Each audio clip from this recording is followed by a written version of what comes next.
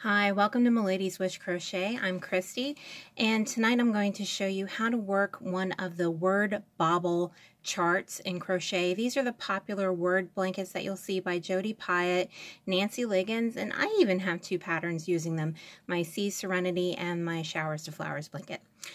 So what I've done tonight is just done a quick graph of the letter E, because this will help us see how the words form away from us when we're working the chart. I've just done it on graph paper. Another way if you're working your own charts is Stitch Fiddle is a great program for you to use. So I've graphed out the letter E, and the first thing you want to do when working with a graph is figure out how many stitches across you need and add 1 for your chain. So I have 11 squares, so plus 1 gives me my 12. So I'm going to go ahead, set my graph down, and I have a worsted weight yarn. This is Studio Classic by Nicole. This is the AC Moore brand. And so I'm going to go ahead and just do a quick chain 12.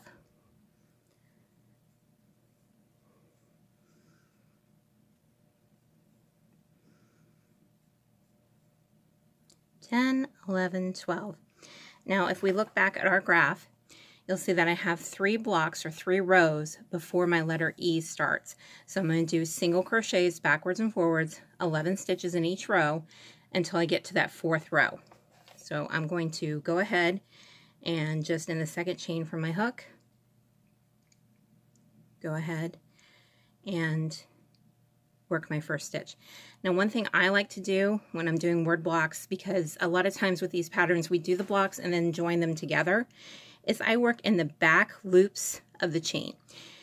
If you see your front side of your chain that we're used to looking at, looks like a chain link, a section of chain like you find in the hardware store.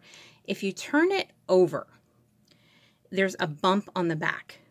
If you work in that bump, in that top loop, it'll form a finished edge. So this is an alternative to that foundation chain that a lot of people have been using. I find it's a lot easier. I don't have to convert my patterns, but I just work in that top loop. And like I said, it forms a finished edge, which makes joining of these blocks so much easier. Now, popular joining techniques include single crocheting them together. I use the mattress stitch, which is another form of a flat stitch join. And that produces almost an invisible seam, and it becomes seamless on the back. Pull out a little more yarn here. And it is a little bit slower to start because you got to kind of hunt for that stitch. But as I finish up the last 2 here, I think you'll see why I prefer this, especially when I know I'm going to be joining the pieces together. So there's the top of my stitches, and if I turn it over, here's the bottom. See, it gives us that nice finished look on both sides without having to do a foundation chain. So now this is my second row, work my single crochet as normal. And you're like, this is boring. I want to know how to do the bobble stitches. We'll get there real quick.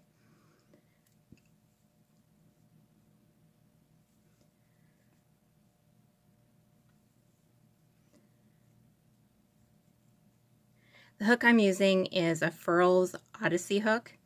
I really enjoy these hooks. I'm not paid or compensated or anything by Furls, but I do really like their hooks. I have 2 of them. I have a G, which is the one I'm using now, or a 4.5 millimeter, and I have an H, or a 5 millimeter. I really like the bigger handles. As you can see, I use the knife hand or overhand instead of the pencil grip. And I roll my hook as I'm working, and I find that the Odysseys really fit my hand well. All right, so now I have my first 3 rows done, and I'm ready to work the bobble stitches. So as you look at this, the bobbles are always worked away from you. So I need to do 3 bobbles here. So I need to single crochet 1, 2, 3, bobble, single crochet, bobble, single crochet, bobble, 1, 2, 3 single crochets. So you want to think of it as holding the pattern actually away from you. Or like you're writing on a mirror, writing backwards. So this is the first bobble I'm going to make, the second and the third. Okay, so pick up my swatch, and I'm going to work 1, 2, 3 single crochets. 1, 2, 3. Now I'm going to work my single crochet bobble. In the first, where the bobble goes, I'm going to do 4 single crochets all at the same time. 1, 2, 3, and 4. Now the last one, I'm going to pull out my loop just a little bit. Then working front to back, I'm going to slip my hook under that first single crochet I did, grab my loop, pull it tight, and then pull through. So now I've made my single crochet bobble. In the next one, I have another single crochet and then another bobble. 1, 2, 3, and 4. Front to back, under, grab the loop, pull it through, another bobble made. Another single crochet, and then another bobble. 3 and 4. Insert front to back, grab that loop, pull it tight, pull through, and then 3 single crochets to finish the row. Now, the bobbles are always made away from you. So when you turn the work and it's facing you, this is always just a single crochet row. And it's going to kind of set those bobbles. And this is where it's important to count. So we know we have 3 stitches. Then we have our bobble stitch. So we're going to work right in the top of it. Then a single crochet, another bobble, single crochet, another bobble. Oops, I lost my stitch. And then 3 single crochets. I call this kind of like the typewriter row. If you're like me and old enough to remember old-fashioned manual typewriters and you used to have to go back, you know, zing, ding, in order to type the next row, that's kind of what you're doing. You're doing the return on the typewriter. If you're too young to remember typewriters like my kids, think of it as your enter button or your return when you're working on a Word program. So now we're going to do our next row, which is just 1 single crochet bobble across the row. So we're going to do 1, 2, 3, the single crochet, and then the rest are, the single crochet bobble, and then all single crochets across. So you see we're reading the pattern as if it was facing away from us because that's how our work's being held. Bobbles are going away from us. So we're going to go ahead and work 3 single crochets, our single crochet bobble, 1, 2, 3, and 4. Front to back, grab the loop, pull through, bobble made, and then finish off the row with single crochets.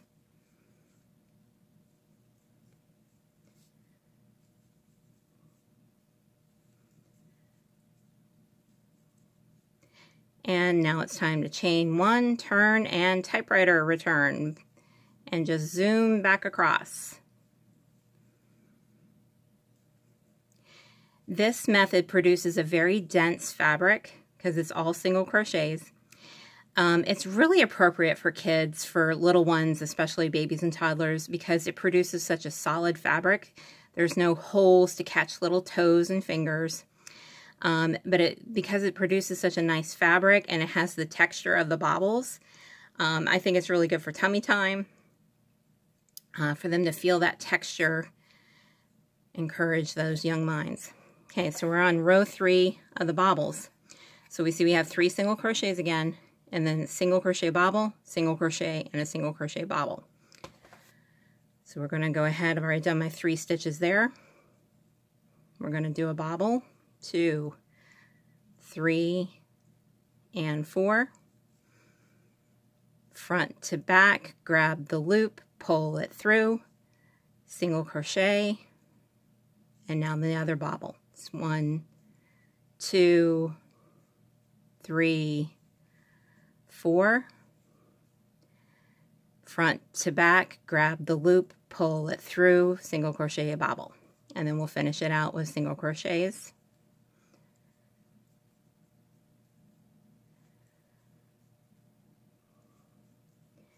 All right, so we're halfway done with our swatch. So let's go ahead and take a look at the fabric we've created.